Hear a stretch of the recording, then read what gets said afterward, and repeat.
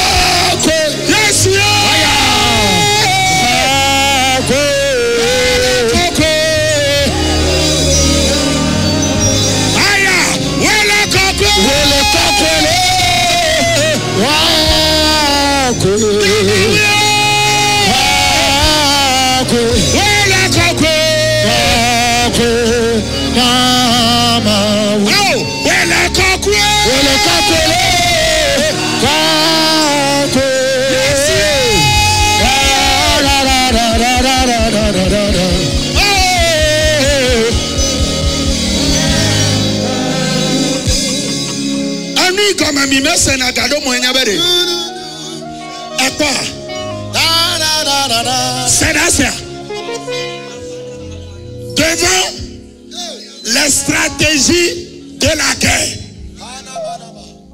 la power devant les bombes, devant les kalachnikov, et tout nous vient pas coumer. Yéma grana Josaphat be, grana Israël vient pas notre hatila darenko. Hey, maumenya taboku kutao. C'est là ça. Apa, aïe mawo o jango futore. Apa, minya abarolere. Manya jobi bine jaoji wona. Bible abo ole hajibere. Enyo ya balon lida. Enyo ya balon lida. Enyo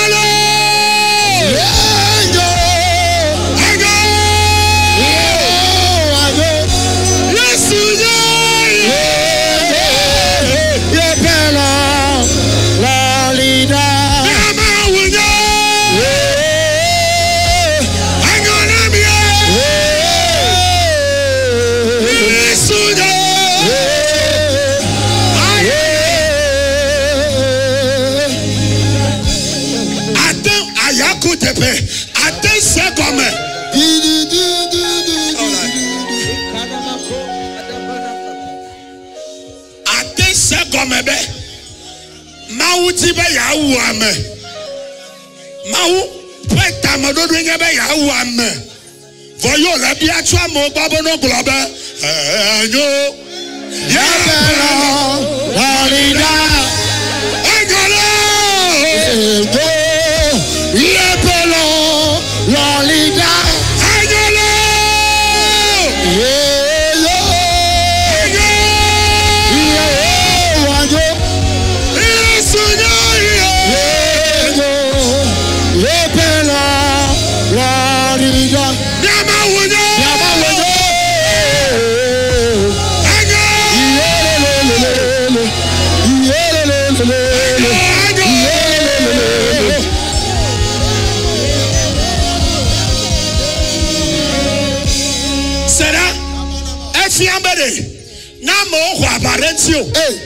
Dans l'élective à Glasgow, non, nous tibé à Chaka, et y a de Kala, ou y a Benya Globa, la Lida, yes,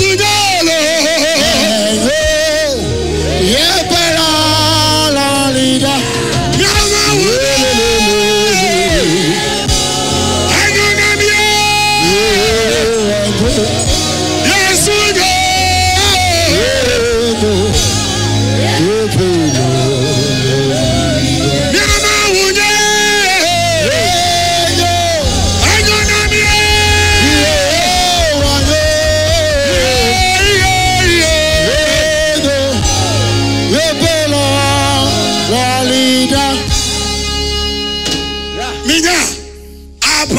la Bible ma mi menye tamile no ababu ne towene minya amadoko ayo chocho o tojo le khoya me abade o le ochi ele ba wa chi be enyo ye bela la lida nyama wudo enyo ye bela la lida ti de fia yesu yo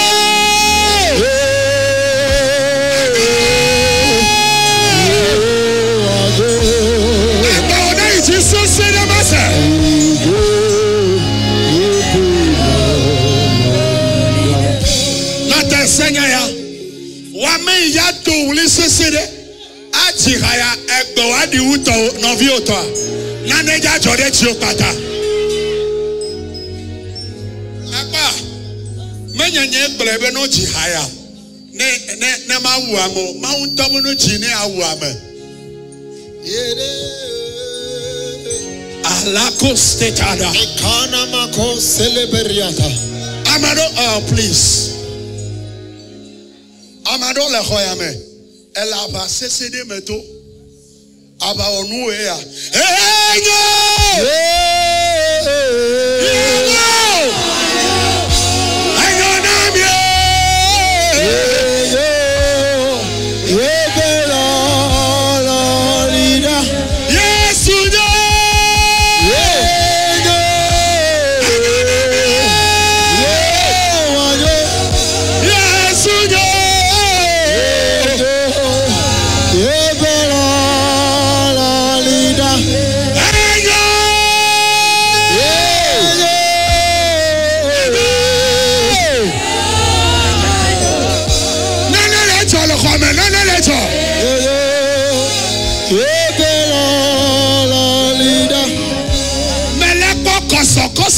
Sur la maladie.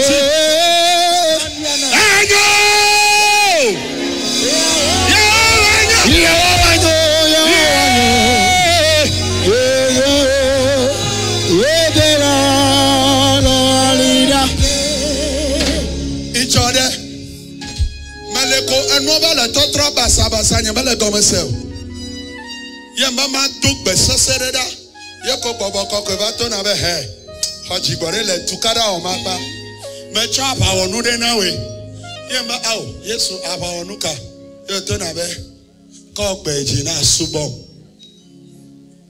yonu yo man le obe ole to hajiji me yato we me jibere oha enu imawule wo na mi amado to hajiji me oha na do epo otroya pa bon, le don pour nos délivrance non doko. Otroya, boko antoya sijo.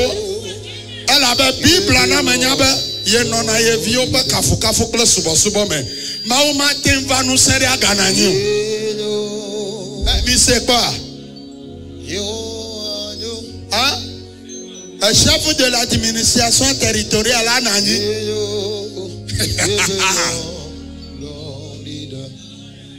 Regardez les vagues pour gagner mes chinchos. Nous voyons, mes doigts nous dos. Si voyez, Yesu soule. Aya, nous voyons, mes doigts nous dos. Si voyez, Yesu soule. Tipo Pabolo Vadipo Tipo Pabolo Vadipo Tipo Pabolo Vadipo Tipo Pabolo Vadipo Tipo Pabolo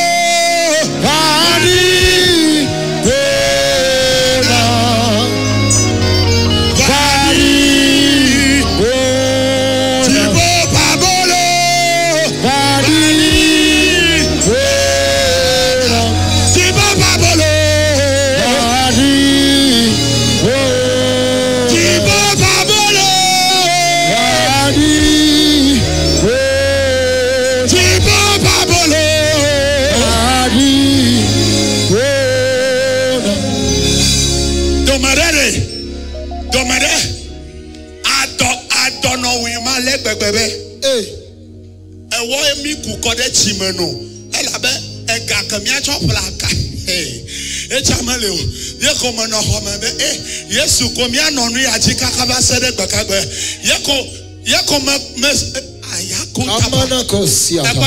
Na enyama subolala, mau dollar va no sra opo, ano nyon glore to mena. Y'a comme mau dollar va, mais non est hormone. Y'a comme mau dollar va, y'a comme be chuchoter halé. Tipo Pabolo Vadipo Tipo Pabolo Vadipo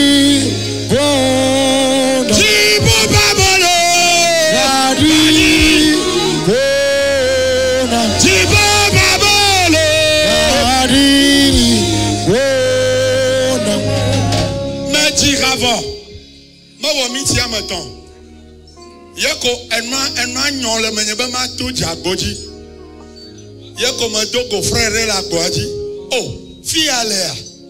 Me ti o kaka nu ti ko me po cho America me ti o doko e. Yako cho envelope na mere. Ma le ada sipo. E me be mi aba doko. Yako me va se ko me be. Ne ji podi po na la. No si anu la si o.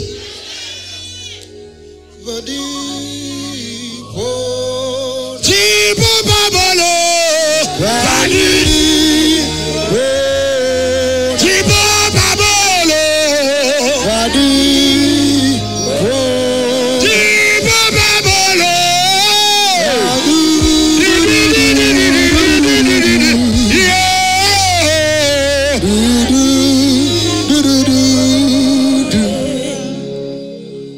Obega mesumapa. Voilà, allez quand on tout dans le journal la gomme de Diatala. Magaji haraka pe rafia pa. Les na tout dans le journal. Elle est même avant on a fait on les au souvent na mawa.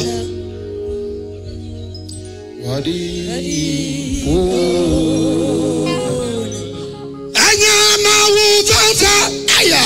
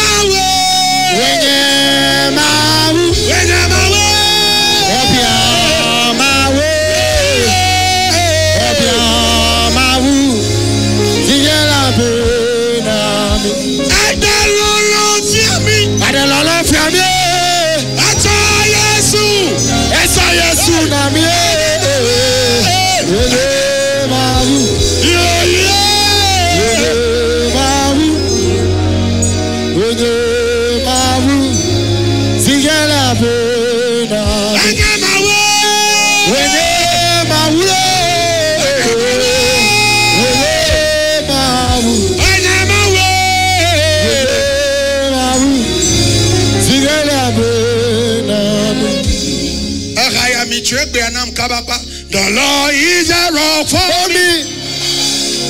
He does money for me. Yeah. I trust in Him. Yeah. I know that Jesus is my Savior. Yeah, the lion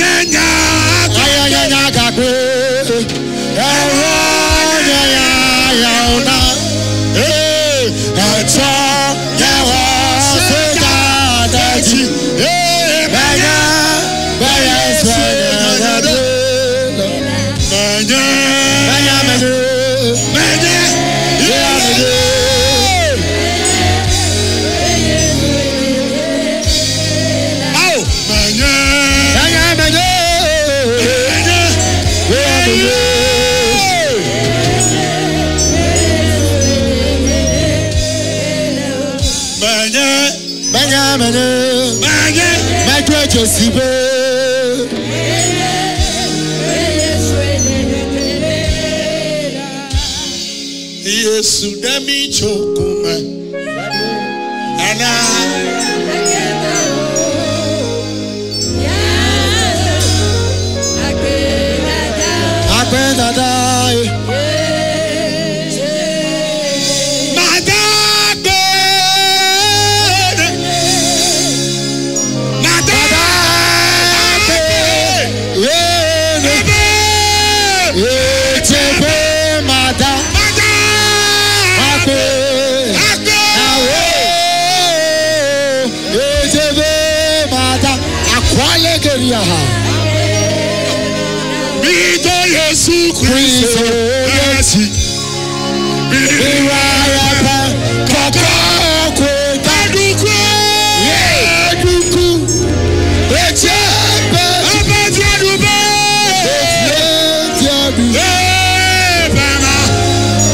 Hallelujah.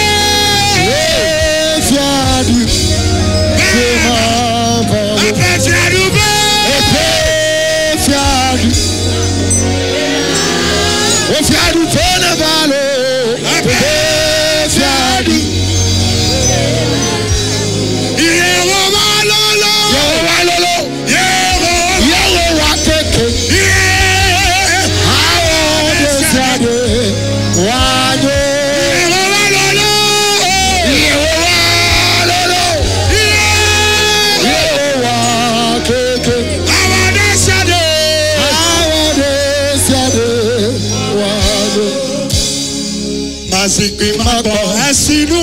Azikwi Magbo Esinu. Agora siwa weda. Yato. Azikwi Magbo Esinu. Yeah. Let's see weda.